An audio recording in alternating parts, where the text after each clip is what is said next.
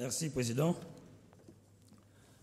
Monsieur le Sénateur, Président du Conseil général, Président du Congrès, Madame la Présidente du Conseil régional, Co-présidente du Congrès, Mesdames, Messieurs les élus départementaux régionaux, Mesdames, Messieurs les maires, chers collègues élus, Mesdames, Messieurs, en vos grades et qualités. Parce que nous inscrivons dans le prolongement du Congrès des élus qui s'est tenu le 26 décembre et que nous connaissons la position de tout un chacun, nous aurions pu faire l'économie des discours préliminaires et entrer dans le vif du sujet. Pour ma part, si ma qualité de démocrate m'impose le respect de toutes les opinions, je pense résolument qu'une évolution institutionnelle visant à instaurer la collectivité unique va dans le sens de l'histoire, va dans le sens d'un renforcement et d'une domiciliation des pouvoirs locaux, d'une plus grande lisibilité et d'une simplification institutionnelle. En Guadeloupe, mais j'aurais aussi pu le dire en Alsace et dans le Nord-Pas-de-Calais, on ne peut interrompre la marche inexorable de l'histoire. Contrairement à ce qu'on a voulu avancer, contrairement à la présentation qui est faite de ce congrès, ce débat ne doit pas se réduire à un combat des égaux ou à des luttes intestines vaines et stériles. Le temps des échéances électorales viendra et nous nous tiendrons prêts. Mais ce qu'attendent les Guadeloupéens, c'est qu'on puisse travailler sur un vrai modèle guadeloupéen, car se contenter de la situation actuelle signifierait que nous ne vivons pas dans ce pays.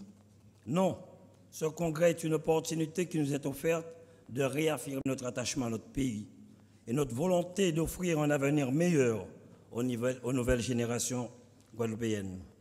C'est une dernière chance, et on peut l'affirmer avec une certaine gravité, de marquer la fin d'une époque et d'ouvrir sur une ère nouvelle. Un bref rappel, le sort des colonies se trouve décidé à Paris sur la base d'informations insuffisantes et quelquefois sur les conseils des services qui n'ont pas les mêmes préoccupations que les élus coloniaux, disait Paul Valentino. Maintenant, assimiler cela veut dire beaucoup de choses. Je comprendrai qu'on travaille à une véritable assimilation. Est-ce qu'on a entrepris ce travail? Je ne le crois pas, renchérissait Rimini Souta. Nous ne saurions, sous peine de périr, nous contenter d'un pseudo-régime d'autonomie financière et budgétaire. Achille René Boisneuf. La Guadeloupe est malade.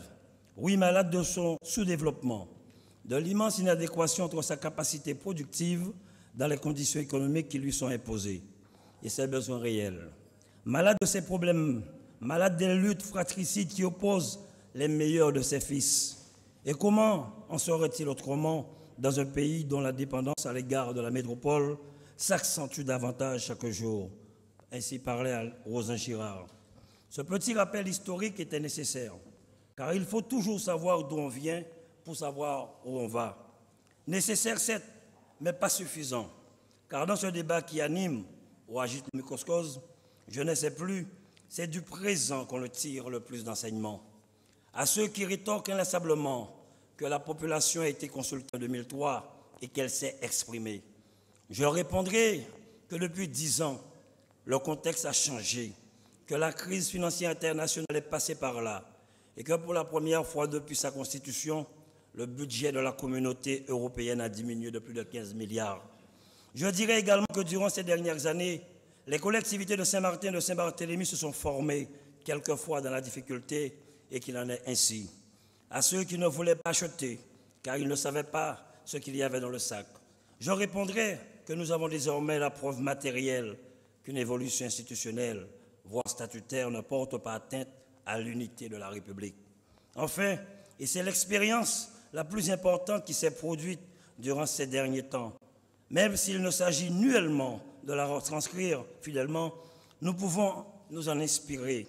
Nos frères guyanais, parce qu'ils sont guyanais, Félix et Breu, ont décidé de jouer le jeu. Nos frères martiniquais, parce qu'ils sont martiniquais, fils d'Aimé Césaire, ont choisi de ne plus danser dans le carnaval des autres. Nous, autres Guadeloupéens, nous ne sommes pas des orphelins, nous sommes les dignes héritiers d'hommes qui nous inspirent et nous montrent le chemin de l'audace. Personne, aucun législateur ne peut choisir en lieu et place de la population guadeloupéenne, savoir ce qu'il est bon pour nous et écrire notre destin. Ce débat doit nous permettre de domicilier la pensée et l'expertise. Il doit nous permettre de compter avant tout sur nous-mêmes, de puiser dans nos propres forces, nos propres ressources. Nous sommes, et je ne cesserai de le redire, nous autres Guadeloupéens, les meilleurs experts des affaires guadeloupéennes. Chers compatriotes, l'acte 3 de la décentralisation, conçu pour l'Hexagone, il n'y a pas de dispositif spécifique à l'outre-mer. L'acte 3, ceux qui en parlent le mieux, ce sont les élus métropolitains. Qu'en pense-t-il? Jacques Pélissard, président de l'Association des maires, dénonce une vision technocratique, hiérarchisée, verticale de l'action publique. Au mauvais esprit qui rétorque que c'est bien normal, car certains élus de l'UMP, je leur renvoie à la déclaration d'un élu socialiste, Alain Rousset, président de l'Association des régions de France. Il disait et exprime ses doutes sur ce texte devant les conférences territoriales de l'action publique. Ce texte va rendre l'administration publique plus chère et in fine donner la main à l'État. Alain Rousset, qui, faut-il le rappeler, représente le président de la région de France, conclut en disant que toute la perversité de ce texte est qu'il favorise l'émiettement, la dispersion et le chevauchement des responsabilités.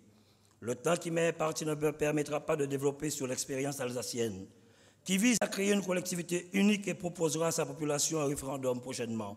Une expérience instructive et assez similaire de notre région.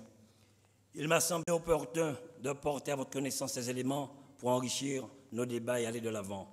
Mon honnêteté intellectuelle et le respect que j'ai pour vous me commandent de vous dire qu'aucune évolution institutionnelle, aucune collectivité unique au acte 3 de la décentralisation ne résoudra pas les maux dont souffre notre société, notre jeunesse, je vous le concède. Mais mon honnêteté intellectuelle me commande de vous dire également que rien de grand ne se construit sans difficulté, sans souffrance, sans passion. Chers collègues, mon choix n'est pas un choix partisan, c'est celui de la raison. Ce n'est pas un choix de circonstances visant à mettre en difficulté qui que ce soit. Ce choix découle de mon expérience de maire et de ma récente expérience de parlementaire qui me conduit à penser que nous devons miser sur notre propre génie. Nous ne devons pas céder à la facilité. Nous ne devons pas interrompre la marche inexorable de notre histoire, celle de notre pays. Tout comme Delgrès qui nous observe, nous devrons, si nous voulons remonter dans l'estime de nos concitoyens, rester debout, droit dans le vent et demeurer capitaine de notre âme et surtout maître de notre destin. J'ai une pensée pour finir de Victor Hugo qui dit « Oui, chers collègues, nous avons un conseil régional, un département. Nous avons de belles routes, des gymnases, des giratoires, de beaux sites. Nous avons des lycées, nous avons des collèges. Mais qu'avons-nous fait? Nous n'avons rien fait tant que notre population vit dans la pauvreté. Nous n'avons rien fait tant que des Guadeloupéens vivent sans eau, sans électricité.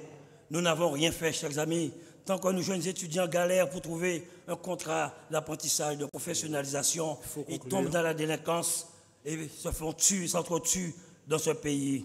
Nous n'avons rien fait, chers amis, rien fait tant que nous n'aurons pas un syndicat unique de l'eau, des ordures et du transport. Eh bien, chers amis, acte 3 ou évolution institutionnelle, je vous propose pour finir que nous écrivons ensemble l'acte premier de nos responsabilités. Merci.